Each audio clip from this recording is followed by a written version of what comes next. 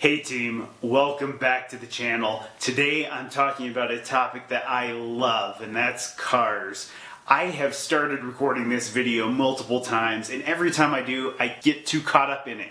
And there's too many things to talk about in one single video. So what I want to do today is just talk about one super important topic that we don't think about a lot, and that's total cost of ownership for your vehicle.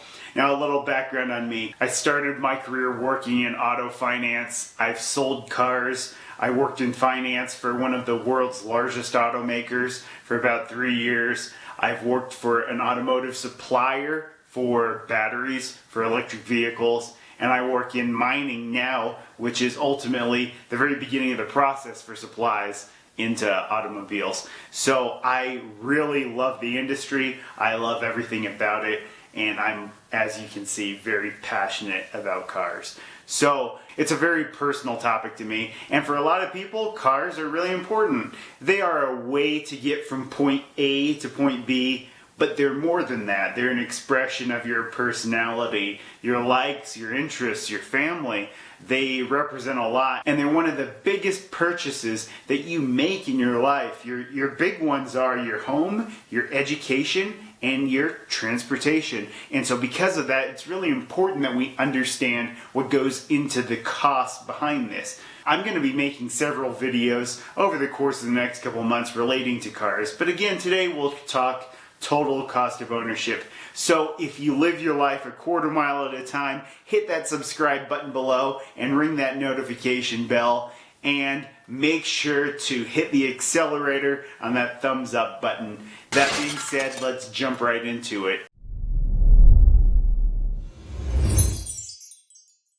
So cars can be a tremendous expense for you in your day-to-day life, depending on the year, make, model, new, used, lease. It can vary wildly, and there's all sorts of different advice out there for you. Never lease a car. Only buy used. New cars are the devil. What do you listen to? What's right? Well, it's important to understand that, hey, everybody's got a different situation. There's a reason why each of these different paths to vehicle ownership exist, that there are different price points and there's different options. It's there to be able to meet different consumer needs. Some people have disposable income that they feel they want to buy a luxury vehicle. Great, that's good for them. Some people need to buy something that is just a very simple, basic commuter vehicle, and that's okay too. The vehicle you own doesn't have to define you, but it's something that a lot of people get a lot of pleasure from. I owned a 1989 R32 GTR, the best car I've ever owned, and I loved it to death. And I sold it for more than I paid for it. So it was a fantastic car experience and investment. And there are vehicles out there that can be all of the above. But in most instances, when you purchase a vehicle, it is going to depreciate over time. It will be worth less than you paid for it. And when you finally have to get rid of it, you're not going to get much back out of it. Most vehicles, unless they totally break down, don't ever go down to a value of zero. When you look at older used cars with 150 or 200,000 miles on them even, they still kind of have a floor, right?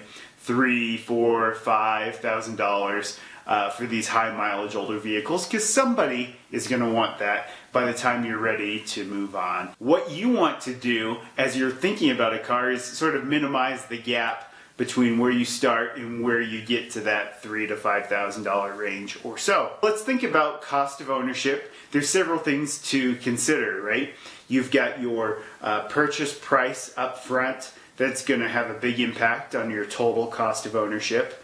State, taxes, and licensing fees that are either one time up front for the taxes, or you have registration fees that are recurring every year. You have maintenance costs that are recurring. You have the gas it takes to fuel your vehicle, or if you have an electric vehicle, the electricity that it takes to charge the vehicle, because that's not free. you still have to pay for it. So there's a lot of factors to consider. Let's hop over to the whiteboard and take a look at what these sort of add up to and how it can and should impact your decision when buying a vehicle. The numbers I'm going to show you here are from Experian. So if you remember, Experian is one of the credit reporting agencies. They're the ones out there collecting your data to be able to report to creditors who want to know about what you're doing with your financial picture.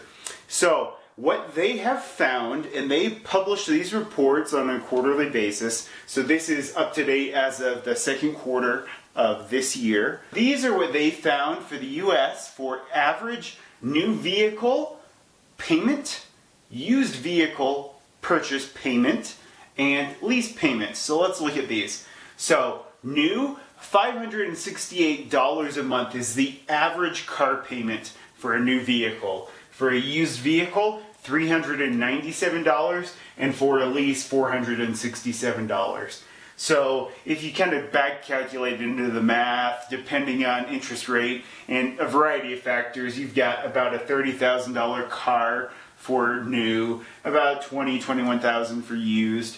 And then on the lease, it's kind of up in the air, because leases, there's so many things that go into a lease. You've got the amount that you put down, what the money factor is, or the interest rate for the lease, that and the residual value. So a lot can go into that, and we won't go into all the details on that in this video. But for now, you can sort of see the comparison there. Here's what the big differences are though. Here, when you buy a new vehicle, at the end of the loan term, you're paid off and you own the vehicle. Same thing here on the used vehicle. On the lease, you're basically just paying the depreciation and the interest, and then you turn the vehicle in at the end of the lease term, pay any penalties if applicable, and then you have nothing. You're back to zero. So at least with a new vehicle and a used vehicle, you end up with a vehicle at the end. And so here we've kind of got a question mark, because we don't know if the new vehicle is going to be good. It really depends on the vehicle itself. If you buy one with a depreciation curve that isn't too steep, then maybe you can get a good value here. On a used vehicle, this typically is where you have this little smiley face. This is the better option out there, just because on the used vehicle, you've already seen some of that depreciation come out of the vehicle, especially where it's heaviest in those first couple of years. Usually you lose about half the value in the first 3 years or so.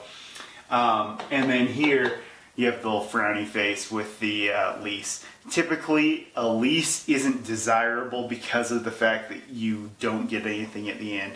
It's only really if you can do this through your business, you can really do well there, having a lease through the business and being able to have that structured as a write-off. So as you look at these payments, the thing that's missing here is everything else that goes into it that we sort of touched on earlier. So one thing to think about is here you've got insurance. So you've got car insurance. And so your insurance is going to be dependent on your driving history, what the vehicle is, or whatever. But insurance is going to add every month. It could be 60 to say even 100 or 120, whatever, because of what vehicle you're driving and what coverages you have. If you have liability coverage only, then you're going to be a lot lower, but you're assuming that risk. If you have the comprehensive and collision coverage as well, depending on your deductible, it's going to add more to that cost. But assume that insurance just in general is probably going to cost, depending on your discounts and everything, we'll just say $100 a month. That's a pretty safe estimate. If you have a home and you bundle your home and auto, you can usually save quite a bit, and that'll help. So insurance is one big cost. Maintenance. Now, maintenance is one that you don't really think about when it comes to your monthly cost of a car, because maintenance isn't paid monthly. And this is sort of the mental trick when you're looking at car ownership that you totally don't think about. But if you take it back and put it into a monthly number, then you can see where it really starts to add up. So think about what maintenance you do on your car. You probably do 3 to 4 oil changes a year, depending on your driving habits, whether you use conventional or synthetic oil. So there's some factors that play in there. But if you assume that you get your oil changed 3 to 4 times a year, and it probably costs, depending on where you go, if you're not doing it yourself, $40 to $50. So we're going to say maintenance just for your regular oil changes is about $200 per year. We're going to come up with a yearly number and we'll take it back to a monthly. So oil, $200 a year.